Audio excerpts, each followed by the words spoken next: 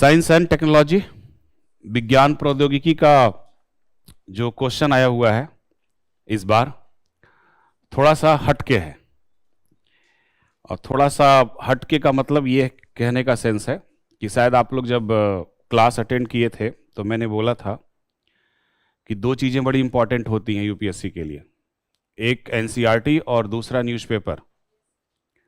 तो विज्ञान प्रौद्योगिकी में जो इस बार क्वेश्चन आया है वो आपके न्यूज़पेपर से। न्यूज़पेपर कहने का सेंस ये है कि जो विज्ञान प्रौद्योगिकी में उभरती हुई तकनीकी है, जिसका प्रयोग सामाजिक स्तर पर या आर्थिक स्तर पर हो सकता है, उसी से क्वेश्चन आपके आए हुए हैं। और इस बार विज्ञान प्रौद्योगिकी के क्वेश्चन को थोड़ा सा कम कर दिया गया है। जो नॉर्मली एक हमारी अवधारणा होती है कि तकनीकी से क्वेश्चन आते हैं तो तकनीकी से ही आए हुए हैं, लेकिन थोड़ा सा हट के आए हुए हैं। और यूपीएससी का एक बड़ा अच्छा खूबसूरत चेहरा ये है कि क्वेश्चन न पढ़ते हुए भी जब आप उसके ऑप्शन को पढ़ते हैं तो आपको हल करने का मन करता है। और इस बार के एग्जाम में वही हुआ है। जैसे आपने क्वेश्चन पढ़ा, मान लीजिए आपको क्वेश्चन की जानकारी नहीं है, लेकिन जब आप उसके ऑप्शन को पढ़ते हैं तो लगता है कि यह सही है, और फिर आपने क्या किया, उसको अटेम्प्ट किया। जैसे फॉर एग्जाम्पल, आइए हम इसके पहले क्वेश्चन की चर्चा करते हैं। पहला क्वेश्चन है कि निम्नलिखित में से कौन सा शब्द वाक्यांश का उपयोग 3D आभासी, अब यही शब्द आप पकड़िए, वर्चुअल। वर्चुअल का मतलब रियल नहीं है, कैसा है, आभासी, जैसा आप सोचते हो। आभासी दुनिया के इंटरऑपरेबल नेटवर्क, जिसे ऐसे लाखों प्रयोक्ताओं द्वारा एक साथ एक्सेस किया जा सकता है जो आभासी वर्चुअल वस्तुओं पर संपत्ति के अधिकारों का प्रयोग कर सकते हैं, को द्योतित करने के लिए सर्वाधिक उपयुक्त रूप से किया जाता है। ठीक है, तो मैंने क्या बताया, क्या लिखा हुआ है इसमें, 3D आभासी। और अगर आपने क्लास किया होगा तो याद करिए, इंफॉर्मेशन टेक्नोलॉजी का कम्युनिकेशन टॉपिक, आईटी सेक्टर में दो सेक्टर था, एक था आपका इंफॉर्मेशन और दूसरा था कम्युनिकेशन। और उस कम्युनिकेशन में मेटावर्स के बारे में चर्चा हुई थी, और प्रोग्राम लक्ष्य में भी मेटावर्स के बारे में चर्चा हुई थी। और विगत ये 2 सालों से बड़ा चर्चा में रहा है मेटावर्स। वो किस लिए चर्चा में रहा है, इसको आप ऐसे समझिए, आप गेम खेलते हो चश्मा लगा के। एक रोब्लेक्स गेम आया था बच्चों के लिए, जो ग्लास लगाकर खेलते थे। तो यहां पर जो 3D आभासी वर्चुअल की बात है, तो पहला अगर आप इसमें ऑप्शन देखो, बिग डाटा एनालिटिक्स, इंपॉसिबल है। बिग डाटा का मतलब इंटरनेट पर किए गए कार्यों से है, ठीक है ना, जहां पे ज्यादा डाटा की जरूरत पड़ती है। दूसरा ऑप्शन क्रिप्टोग्राफी। यह बात तय है कि मेटावर्स में हम क्रिप्टोग्राफी की हेल्प लेते हैं, यानी ये क्रिप्टोग्राफी है नहीं। इसके तीसरे ऑप्शन पे आ जाओ, मेटावर्स। तो मेटावर्स क्या है, ये ऑगमेंटेड रियलिटी और वर्चुअल रियलिटी का एक कंबाइंड रूप है। अब इसमें 2 शब्द आता है, एक आता है ऑगमेंटेड रियलिटी और एक आता है वर्चुअल रियलिटी। आभासी वास्तविकता और संवर्धित वास्तविकता। जैसे सपोज दैट, मान लीजिए आप एक कल्पना कीजिए कि ये क्लास है, तो आपके दिमाग में क्या कल्पना हो सकती है, क्लास में क्या हो सकता है, बोर्ड हो सकता है, टीचर हो सकता है और स्टूडेंट्स हो सकते हैं। ये रियल वर्चुअलिटी है। लेकिन अगर इसी क्लास में आपको जो दिखाया जाए उसमें ध्वनि का उपयोग किया जाए, चित्रण का उपयोग किया जाए, तो अब वो क्या हो जाएगा, आपका वर्चुअल रियलिटी। क्या हो जाएगा, वर्चुअल। तो ये आर्टिफिशियल और वर्चुअल, इन दोनों का क्या है, एक तरीके से सम्मिलित रूप है। जैसे अगर आप इसको देखिए कि जो हमारा मेटावर्स है, ये क्या है, आभासी वास्तविकता और संवर्धित वास्तविकता को क्या करता है, निकट से संबंध रखता है। और जो आपका ऑप्शन है, इसका उपयोग उस इंटरनेट की भविष्यवाणी की पुनरावृत्ति की अवधारणा का वर्णन हेतु किया गया है, जिसका निर्माण निरंतर साझाकृत और 3G वर्चुअल स्पेस के आधार पर किया जाता है। तो अगर हम इसके ऑप्शन को देखें तो इसमें कौन सा ऑप्शन करेक्ट हो सकता है? आपने घटना सुनी होगी डिजिटल रेप, बड़ा चर्चा में था। तो ये 2 सालों से ये घटनाएं चर्चा में थी। मेटावर्स, तो मेटावर्स क्या है? आभासी वास्तविकता और संवर्धित वास्तविकता का क्या है? मिला जुला रूप है। ठीक है, तो कौन सा ऑप्शन इसमें करेक्ट होगा? C option. क्लियर? दूसरे क्वेश्चन की तरफ हम चले। पूछा है कि विकिरण स्थानीय ताप विद्युत जनरेटर, यानी कि इसको हम बोलते हैं radio isotope thermo electric generator, के संदर्भ में निम्नलिखित कथनों पर विचार कीजिए। देखिए, एक चीज मैं बता रहा हूं, जहां पे आ जाए आपका थर्मो इलेक्ट्रिक जनरेटर, तो आप यह समझिए कि वहां पर विखंडन की प्रक्रिया नहीं हो रही। जनरली हमारा जो न्यूक्लियर रिएक्टर होता है उसमें हम आइसोटोप्स का जो इस्तेमाल करते हैं, पढ़ा होगा आप लोगों ने, यूरेनियम 235 वगैरह।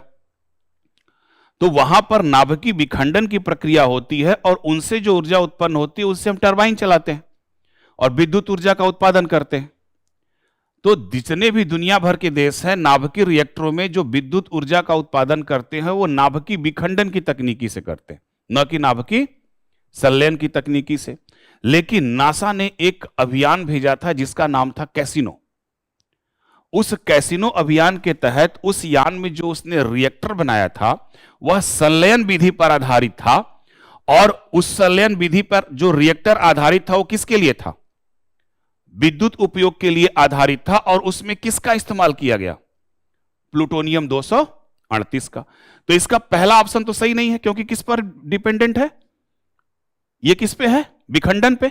लेकिन ये जो रिएक्टर है वो किस पे डिपेंड है? संलयन पे। ठीक है ना? हालांकि यह बात है कि जो संलयन की अभिक्रिया होती है वह एक तरीके से नॉर्मल टेम्परेचर पे नहीं होती है, उसके लिए हाई टेम्परेचर चाहिए। ठीक है ना? और ये जो रिएक्टर होता है ये टेम्परेचर डिफरेंस पे काम करता है, ना कि सेम टेम्परेचर पे काम करता है। जहां पे टेम्परेचर का डिफरेंस होगा वहीं पे रिएक्टर क्या करेगा? वर्क करेगा। तो जो कैसिनो अभियान भेजा गया था नासा के द्वारा, उसमें इस रिएक्टर का इस्तेमाल किया गया था। और उस रिएक्टर में किसका इस्तेमाल किया गया था? प्लूटोनियम 238 का। अब यहां पे एक है जो शस्त्र विकास का एक क्या है? उप उत्पाद है। आपको याद होगा कि भारत का जो पहला न्यूक्लियर बम बना था वो किस पर आधारित था? प्लूटोनियम। 1974 में जब पहला परमाणु विस्फोट हुआ था वो किस पर आधारित था? प्लूटोनियम पे। तो हम इस प्लूटोनियम से बम बना सकते हैं कि नहीं? शस्त्र विकास कर सकते हैं कि नहीं? तो इसमें कौन सा ऑप्शन आपका करेक्ट हो सकता है? विखंडन reactor, second option, third option? विखंडन हो नहीं सकता है, किस पर है? संलयन पे। तो इसका कौन सा ऑप्शन करेक्ट होगा आपका? 2 और 3। तीसरे की अगर हम बात करें, अगर आप इसको देखना चाहें तो ये देखिए, जो रिएक्टर होता है हमारा ये होता है, जो आइसोटोप्स रिएक्टर है वो यही रिएक्टर है, छोटा रिएक्टर होता है ये। और जनरली इनका इस्तेमाल किया जाता है स्पेस प्रोग्राम को ऑर्गेनाइज करने में। और इसका सबसे पहली बार इस्तेमाल किया गया था किसमें? कैसिनो अभियान। ठीक है, जो नासा ने लॉन्च किया था। नेक्स्ट आ जाओ, तीसरा पार्ट, कॉस्मोलॉजी का क्वेश्चन। ये एक है, बृहद तारे वामन तारों की तुलना में अधिक समय तक अस्तित्व में बने रहते हैं। और तीसरा है, वामन तारों की तुलना में बृहद तारों में नाभिकीय अभिक्रियाएं उच्च दर पर होती। ज्योग्राफी पढ़ा होगा, ठीक है ना? कॉस्मोलॉजी, यूनिवर्स पढ़ा है। तो यूनिवर्स में ये जो आपका वामन तारा है जिसको हम जाइंट स्टार बोलते हैं, तो जाइंट स्टार जो होते हैं 52 तारे की तुलना में अधिक समय तक अस्तित्व में बने रहते हैं। तो अगर आप सही ढंग से अगर देखें तो ये आपका एक जाइंट स्टार है और ये कौन सा है आपका? Red dwarf star. तो जनरली जो बड़ा है आपको लगेगा कि ज्यादा अस्तित्व में रहेगा वो, और जो छोटा है उसका कम अस्तित्व होगा, यही होता है। लेकिन यहां पर केस क्या है? उल्टा है। मान लीजिए कि अगर कोई बड़ा व्यक्ति है, वो ज्यादा एक्टिव है, बहुत ज्यादा एक्टिव है, तो बहुत ज्यादा एक्टिव है तो बहुत काम करेगा, तो अपनी बहुत सारी एनर्जी को क्या करेगा? लॉस करेगा। और जब बहुत सारे एनर्जी को लॉस करेगा तो वो जल्दी डिस्ट्रॉय होगा, कि जो छोटा है कम एनर्जी लॉस करेगा वो जो बड़ा है वो। तो यहां पे जो वामन तारा है ये क्या करता है, ये ज्यादा इनके अंदर जो अभिक्रियाएं होती है ना बहुत तेजी में होती हैं। तो इनका जो कोर पोर्शन होता है ना वो नॉर्मल की तुलना में क्या होता है, बहुत ज्यादा गर्म होता है। तो इनके अंदर हीट लॉस क्या होता है, ज्यादा होता है। अभिक्रियाएं कैसी होती हैं, तेज होती हैं। तो अभिक्रिया तेज होने के फलस्वरूप ये क्या हो जाती हैं, जल्दी डिस्ट्रॉय हो जाती हैं और यही ब्लैक होल में कन्वर्ट हो जाती है। किसमें, ब्लैक होल में। जबकि आपका जो बौना तारा है ये ब्लैक होल में कन्वर्ट नहीं होता है। तो इनकी तुलना में ये क्या करते हैं, लंबे समय तक क्या करते हैं, सरवाइव करते हैं। जबकि वामन तारे क्या होते हैं, जल्दी नष्ट हो जाते हैं। तो अब पहला ऑप्शन इसका देखिए, वामन तारे बृहत तारे वामन तारों की तुलना में अधिक समय तक अस्तित्व में बने रहते हैं। सही है कि गलत है? अभी मैंने बताया कि जो बृहत बड़े तारे होते हैं वो ज्यादा एनर्जी लॉस करते हैं। उनके अंदर जो अभिक्रियाएं होती हैं, न्यूक्लियर जो रिएक्शन होता है वो ज्यादा होता है। तो वो क्या करते हैं, एनर्जी ज्यादा लॉस करते हैं। और ज्यादा लॉस एनर्जी का परिणाम ही है कि वो जल्दी ब्लैक होल्स में क्या हो जाते हैं, और ब्लैक होल्स में कन्वर्ट हुए तो उनका अस्तित्व क्या हो गया, समाप्त हो गया। तो इसका पहला ही ऑप्शन क्या है, बिल्कुल गलत है। ठीक है। दूसरा, वामन तारों की तुलना में बृहत तारों में नाभिकीय अभिक्रियाओं की दर क्या होती है, उच्च होती है। आए समझ में? नेक्स्ट, हां ए तो सही नहीं है लेकिन दूसरा क्या है, सही है। क्या होता है, ऐसा नहीं कि अभिक्रियाएं नहीं होती हैं, लेकिन जो ब्लैक होल में कन्वर्ट होते हैं वो कौन होते हैं, आपके जायंट स्टार होते हैं। ठीक है। रिएक्शन ज्यादा होगा तो उनके कोर का जो एरिया होगा, जो टेम्परेचर होगा ज्यादा होगा, तो हीट लॉस क्या करेंगे, वो ज्यादा करेंगे। और जब हीट लॉस ज्यादा करेंगे तो डिस्ट्रॉय कौन होगा, वही तो होंगे। छोटे तारों में अभिक्रियाएं होती हैं, धीमी गति से होती हैं, अभिक्रियाएं धीमी गति से होती हैं। और छोटे तारे जल्दी ब्लैक होल्स में कन्वर्ट नहीं होते हैं, यानी उनका अस्तित्व क्या होता है, लंबे समय तक बना रहता है। किनके तारों की तुलना में, बड़े तारों की तुलना में। सुपरनोवा विस्फोट सुना होगा, ठीक है ना, सेम वही कंडीशन है। नेक्स्ट आ जाइए, हम क्वेश्चन की बात करें। कौन सा, निम्नलिखित में से कौन सा मानव शरीर में संश्लेषित होता है जो रक्त कोशिकाओं को फैलाता है ना। ये यूपीएससी में कहां से उठा के दे दिया, बड़ा अचरज है। जनरली ये क्वेश्चन नीट एग्जाम में आता है, मेडिकल एग्जाम में, ठीक है ना। जैसे आप कोई भोजन करते हैं तो उस भोजन में प्रोटीन है, और जब प्रोटीन टूटता है तो किस में बदलता है, यूरिया। और इस यूरिया को बॉडी के बाहर निकालना होता है, और यूरिया को बॉडी से बाहर निकालने वाला अंग कौन सा है, हाँ बताइए। यूरिया को हमारे शरीर से बाहर कौन निकालता है?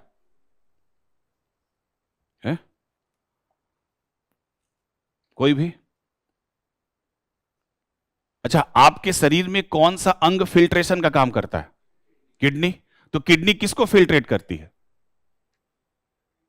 यूरिया को, क्योंकि हमारा उत्सर्जी पदार्थ क्या है, यूरिया है, ठीक है ना।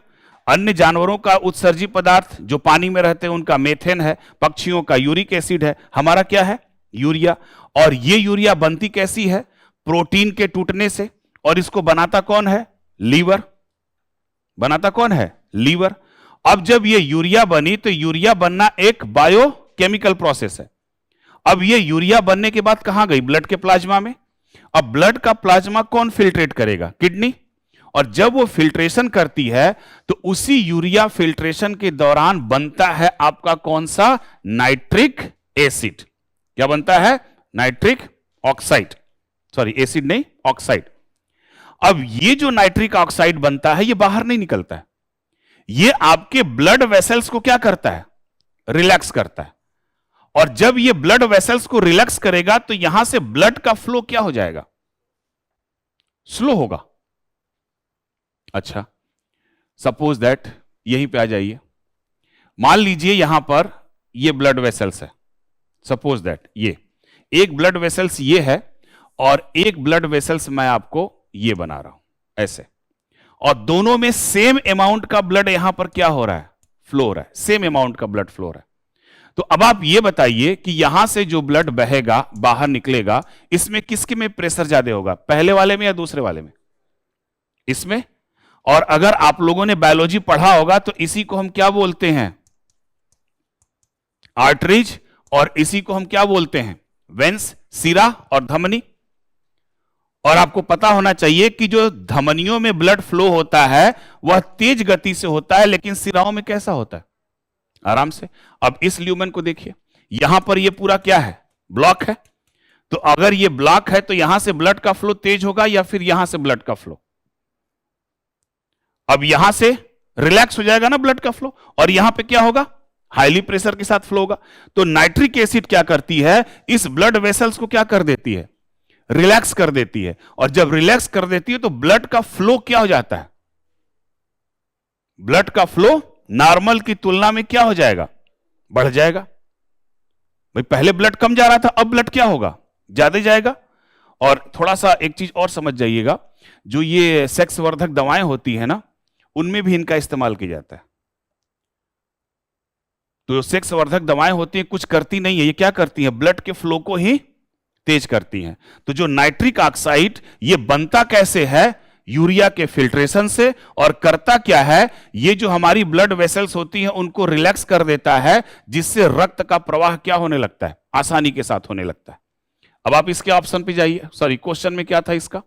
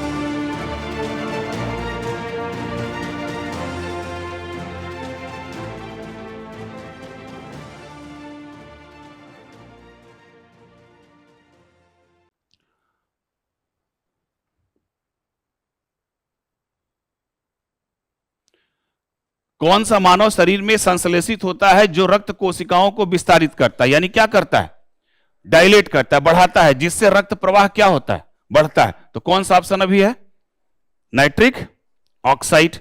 याद रखना कैसे बनता है, यूरिया के फिल्ट्रेशन से। नेक्स्ट क्वेश्चन अगर हम जाएं, हाँ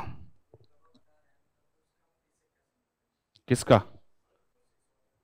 हाँ ये क्या काम करती हैं, देखिए जो जनरली जो सेक्स वर्धक दवाएं होती हैं उसमें दो तीन चीजें होता है, एक तो स्टेरॉइड्स होता है, ठीक है ना।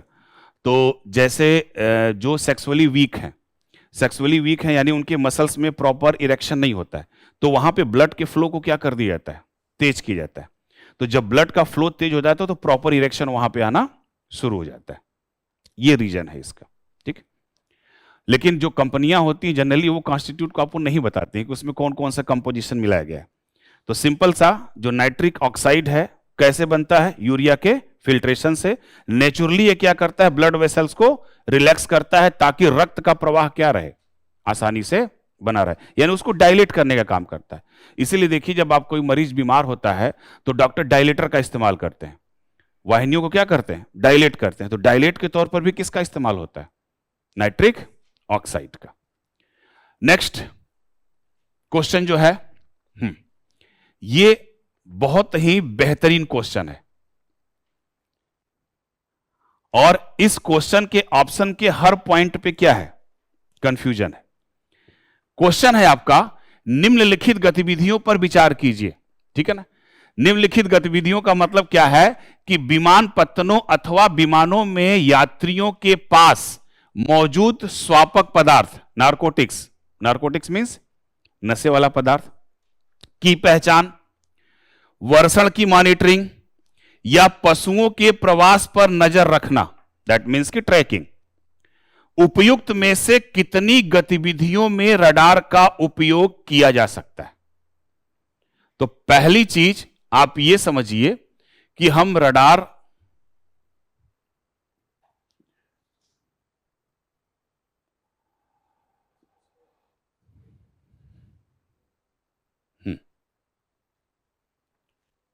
एक मिनट। अब जो रडार तकनीकी हम लोग इस्तेमाल करते हैं, ये रडार होता क्या है? आप बताइए, कोई बता सकता है? हाँ, क्या होता है रडार, क्या होता है? हम्म। हाँ, तो रडार कौन सी तरंगों को प्रेषित करता है? रेडियो वेव्स, माइक्रोवेव्स भी कर सकता है। ठीक है? क्या यूट्यूब में पढ़ा है? रेडियो वेव्स, हाँ, किसको भेजता है? रेडियो वेव्स को। अब इसकी खासियत यह होती है कि यहां से अगर कोई रेडियो वेव्स गई और टकरा के कहां आती हैं? वापस आती हैं। तो जब ये रेडियो वेव्स इस जिस पार्टिकल से टकरा कर आएंगी तो इनकी फ्रीक्वेंसी में क्या आएगा? अंतर आएगा। तो फ्रीक्वेंसी में अंतर आएगा तो यहां क्या है पता चल जाएगा हमको, चाहे वो एयरक्राफ्ट हो, चाहे ड्रोन हो, चाहे कुछ भी हो, कंफर्म, ये तो पता चल जाएगा। अब इसके ऑप्शन पे आप चर्चा करिए। वर्षण की मॉनिटरिंग, बादलों का बनना, ठीक है ना?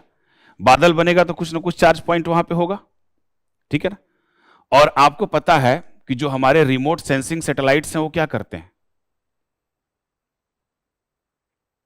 रिमोट सेंसिंग सैटेलाइट्स क्या करता है? इमेज ही तो लेता है ना। तो जब वो इमेज लेता है तो कैसे इमेज लेता है? रिमोट सेंसिंग सैटेलाइट्स दो प्रकार के होते हैं, एक्टिव और पैसिव। एक रडार बेस्ड होता है और एक नॉन रडार बेस्ड होता है।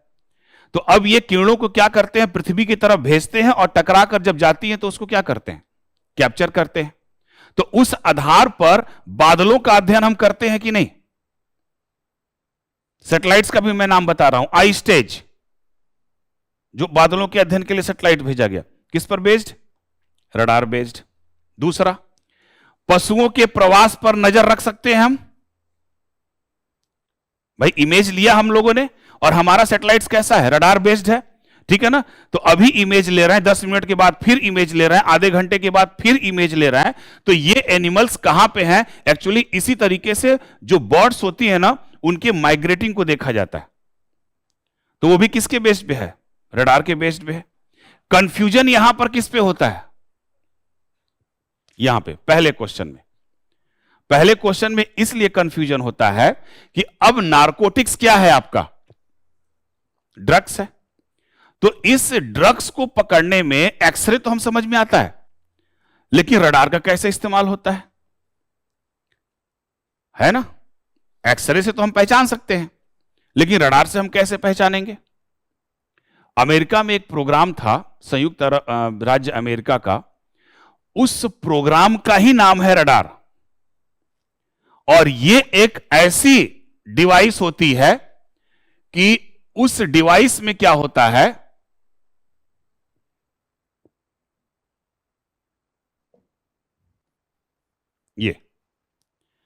ये ऐसी डिवाइस होती है कि ये किस पे, किस डिवाइस का नाम क्या है?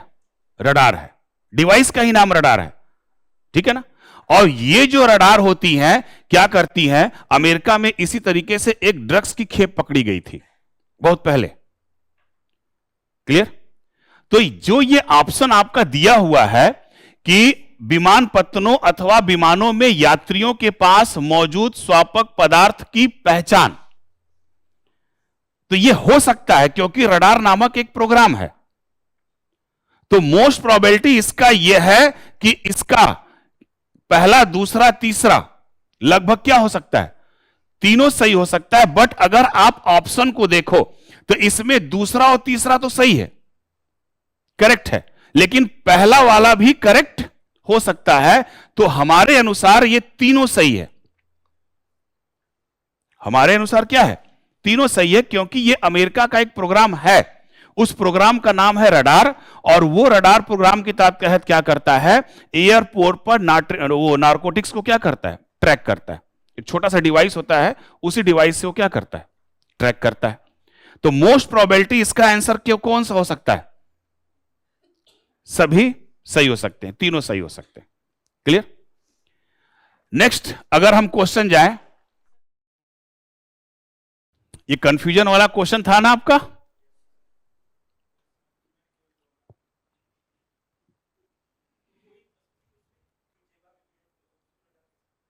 वही बात है ना, क्योंकि वो रेडियो वेव्स पे नहीं है। उस प्रोग्राम का नाम क्या है? रडार। आंसर की कीमत जाइए, आंसर की तो धाम से 2 मिनट के अंदर सब लोग निकाल लेते हैं। और शायद आप लोगों ने अगर वीडियो देखा होगा तो मैंने एक ही शब्द बोला था कि यूपीएससी के क्वेश्चन में ने उसके ऑप्शन में दम होता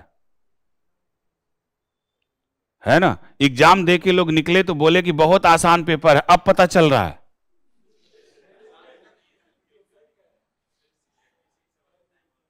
रेडी हुआ? हाँ ठीक ठीक।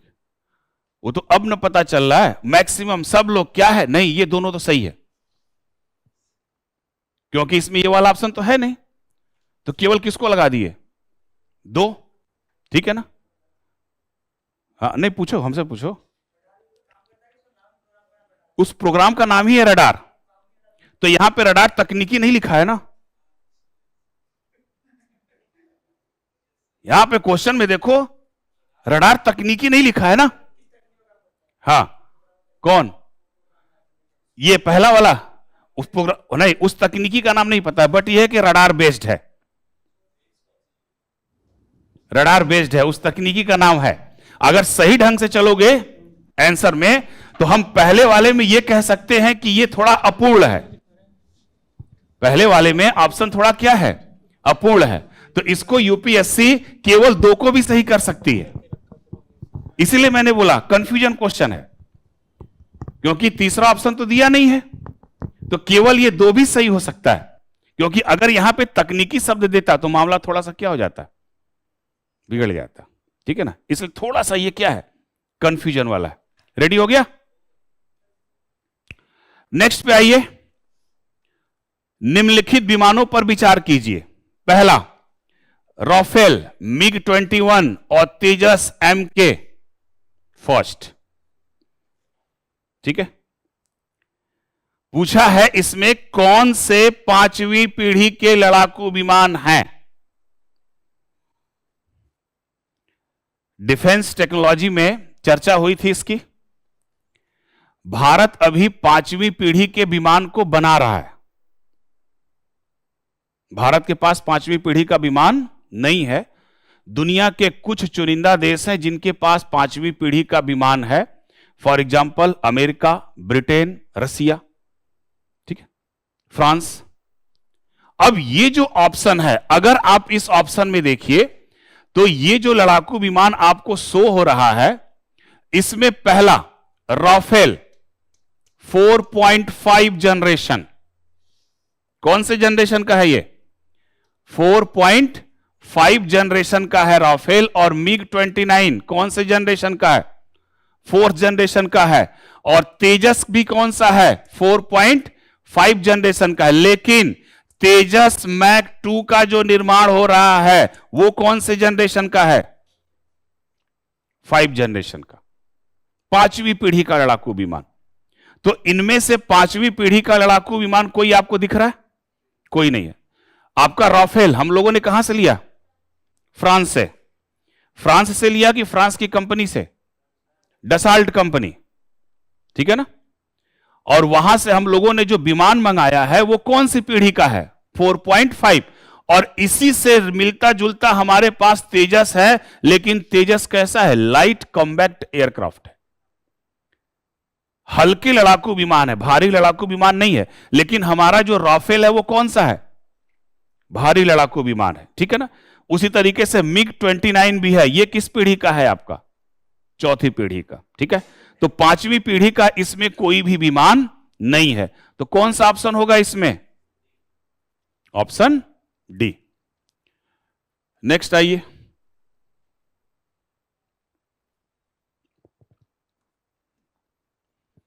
निम्नलिखित में से किनमें हाइड्रोजेलों का प्रयोग होता है? रोगियों को नियंत्रित औषधि की डिलीवरी, चल वातानुकूल प्रणाली, औद्योगिक स्नेहक का विरचन। नीचे दिए गए कूट का प्रयोग कर सही उत्तर का चुनाव करिए। तो पहले आप देखिए हाइड्रोजेल। तो जो हाइड्रोजेल हैं, इतने आप देख रहे हैं इसका यूज हो सकता है। कहां पे हो सकता है? 3D प्रिंटिंग में हो सकता है, टिश्यू इंजीनियरिंग में हो सकता है, ड्रग्स एंड मॉलिक्यूल डिलीवरी। ठीक है, अब यहां पे जो आपको क्वेश्चन थोड़ा सा ट्विस्ट किया है, क्योंकि ये तो हमको पता है, और ये प्योरली क्वेश्चन किस टॉपिक का है, कोई बता सकता है हमको? Nano technology. नैनो टेक्नोलॉजी में आपने पढ़ा होगा ग्रेफीन, फुलेरिन और कार्बन नैनो ट्यूब, जिसमें हम ग्रेफीन और फुलेरिन का इस्तेमाल करते हैं ड्रग डिलीवरी सिस्टम में। हाइड्रोजेल क्या होते हैं? एक ऐसे पदार्थ होते हैं जो सॉलिड और लिक्विड का क्या होता है? एक मिक्सचर होता है। तो इनका इस्तेमाल हम क्या कर सकते हैं? रोगियों में नियंत्रित औषधि डिलीवरी यानी कि ड्रग डिलीवरी सिस्टम में हम इनका उपयोग कर सकते हैं, क्योंकि जो नैनो की संरचना होती है ना, आपके कोशिकी संरचना के समान होती है। तो दवाओं को उनके सटीक पॉइंट पर भेजने के लिए हम नैनो प्रौद्योगिकी का इस्तेमाल करते हैं, और उस नैनो प्रौद्योगिकी में हम हाइड्रोजेल या फिर नैनोजेल का इस्तेमाल करते हैं। तो पहला ऑप्शन तो ठीक है। दूसरे ऑप्शन पे आओ, चल वातानुकूलित प्रणाली यानी मोबाइल एयर कंडीशनिंग सिस्टम। जैसे आपने इंजन देखा है, कोई भी मोटर व्हीकल्स में एक रेडिएटर होता है, उस रेडिएटर में हम लोग पानी डालते हैं, तो उसका काम क्या होता है? इंजन को ठंडा करना। लेटेस्ट जो टेक्नोलॉजी आई है मोबाइल में, उस मोबाइल में हम क्या करते हैं? कुछ विशेष हाइड्रोजेल का इस्तेमाल करते हैं, जिसकी वजह से मोबाइल की हीटिंग क्या हो जाती है? रुक जाती है, कम हो जाती है। जैसे कभी कभी मार्केट में आपको एक जेल मिलता है, चाहे भले बाहर का टेम्परेचर कुछ भी हो, आप उसको टच करोगे तो ठंडा लगेगा। आता है ना, ग्लव्स नुमा लोग पहनते भी। तो यहां पर हाइड्रोजेल का इस्तेमाल कहां हो सकता है? चल वातानुकूलित प्रणाली में। तीसरा ऑप्शन, औद्योगिक स्नेहों का क्या होता है? विरचन, यानी कि प्रिपरेशन ऑफ इंडस्ट्रियल लुब्रिकेंट। तो पहली चीज आप जानिए कि हाइड्रोजेल तो लुब्रिकेंट होता नहीं है।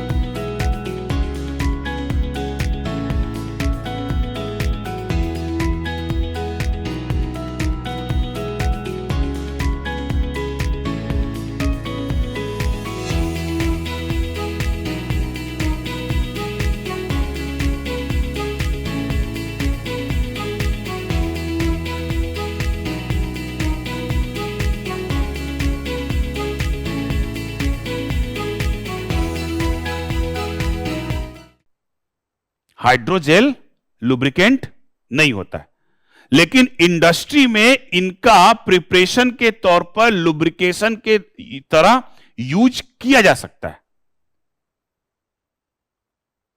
क्लियर? ये लुब्रिकेंट होता नहीं है, लेकिन लुब्रिकेंट की तरह इनका इस्तेमाल कर सकते हैं हम। किसका? हाइड्रोजेल का। तो पहला, दूसरा और तीसरा, इसका कौन सा ऑप्शन करेक्ट होगा? तीनों, 1 2 3। तो इतने क्वेश्चन आपके किसके थे? साइंस एंड टेक के। कोई बहुत ज्यादा टफ क्वेश्चन नहीं था, और अगर आप लोग न्यूज़पेपर अच्छे से रीड किए होंगे तो सारे क्वेश्चन का जवाब आप कर सकते थे। लेकिन साइंस टेक आपने क्वेश्चन देखा, उस क्वेश्चन का ऑप्शन है ना, मन नहीं किया होगा कि छोड़ दें, है ना? थोड़ा सा मैंने बोला था ना, ये कंफ्यूजन क्वेश्चन में बस एक पॉइंट का ट्विस्ट होता है, बाकी जो ऑप्शन होता है ना, उसमें पूरा ट्विस्ट होता है। और एक बहुत अच्छा इसका यह है कि जो ऑप्शन आपके दिमाग में आता है ना, वो रहता जरूर है उसमें। हाँ, ये पक्का है, उसमें रहेगा जरूर। यानी जो आप गलत सोचोगे वो उसमें रहेगा। ठीक है ना?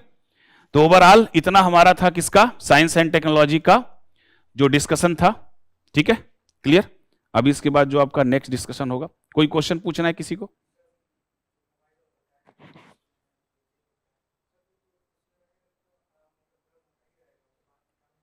किसको?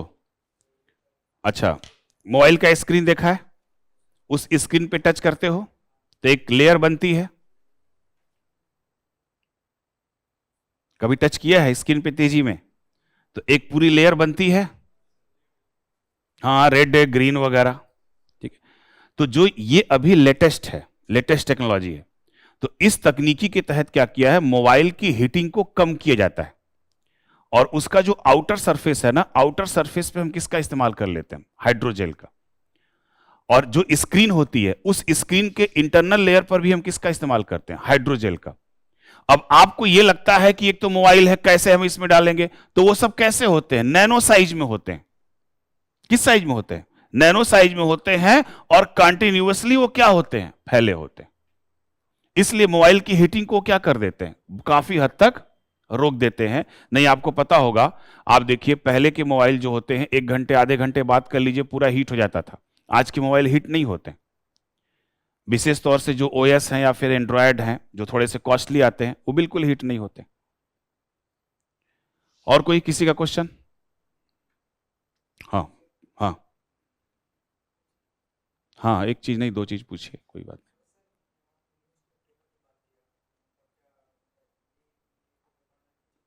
ये सारे हिंदी न्यूज़पेपर के हैं।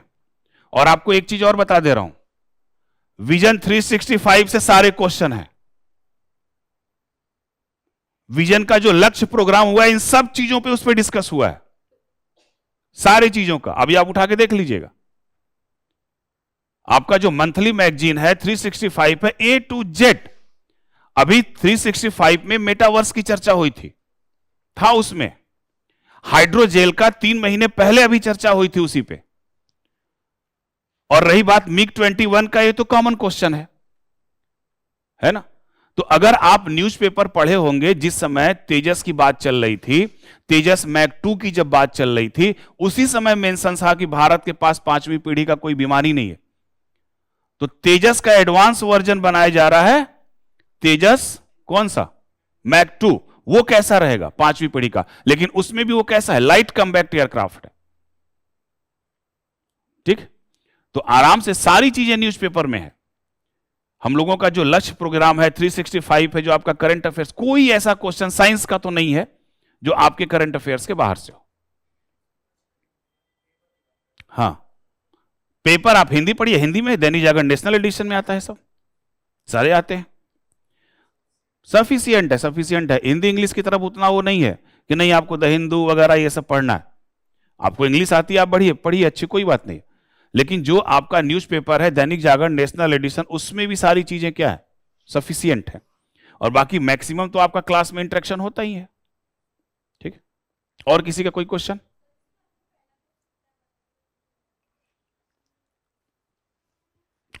निम्नलिखित में से कौन सा शब्द 3D आभासी दुनिया के इंटरऑपरेबल नेटवर्क, जिससे ऐसे लाखों प्रयोगताओं द्वारा एक साथ एक्सेस किया जा सकता है, इस पे अभी वर्क कर रहा है फेसबुक, अमेजन, गूगल। यानी कि ये क्या है, एक आर्टिफिशियल, ठीक है ना, सॉरी, ऑगमेंटेड और वर्चुअल। एक है आपका संवर्धित वास्तविकता और एक है आपका आभासी वास्तविकता। जैसे आप कोई कल्पना करते हैं, तो कभी कभी कल्पना करते हैं तो वो कल्पना वाली चीजें आपको कुछ दिखती हैं, ऐसे ऐसे होगा, ठीक है ना। तो कभी कभी देखा ना, ग्लास लगा के, एक मोटा सा ग्लास लगा के बच्चे गेम खेलते हैं। तो आप इमेजिन करिए कि एक जंगल है, ठीक है ना। तो अब वो जंगल जो दिखाएगा वो क्या है, एक तरीके से वर्चुअल है, ठीक है ना। अब उस जंगल का जो सीन आएगा उसमें साउंड भी है, ठीक है ना। अब अगर वो है कैसा आपका, वर्चुअल, लेकिन इसको रियलिटी फील करने के लिए हम तमाम प्रकार के जानवरों की वहां पे साउंड भी क्या कर सकते हैं, एक साथ क्रिएट कर सकते हैं, ठीक है।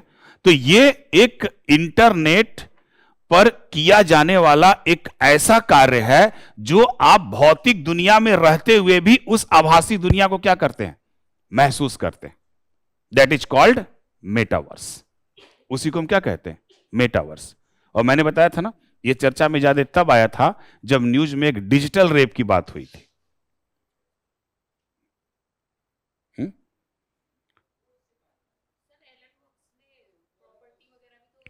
बात इसी से है, जो डिजिटल रेप की बात आई थी ना। 1 मिनट, जो डिजिटल रेप की बात हुई थी उसमें यह होता था कि एक साथ जो एक्सेस किया जा रहा है, तो एक साथ कई लोगों को आप इसमें एक्सेस कर सकते हो। तो जो डिजिटल रेप की बात हुई थी उसमें मेटावर्स की चर्चा हुई थी, ठीक है ना, ये न्यूज़पेपर में था, तभी तो ये ज्यादा और आया। और ये लगभग साल 2 साल से चीजें क्या कर रही हैं, चल रही हैं। हाँ, कुछ पूछ रहे थे।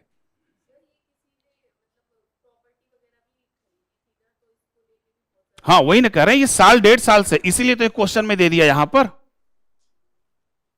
ये साल भर से क्या थी, चर्चा में थी।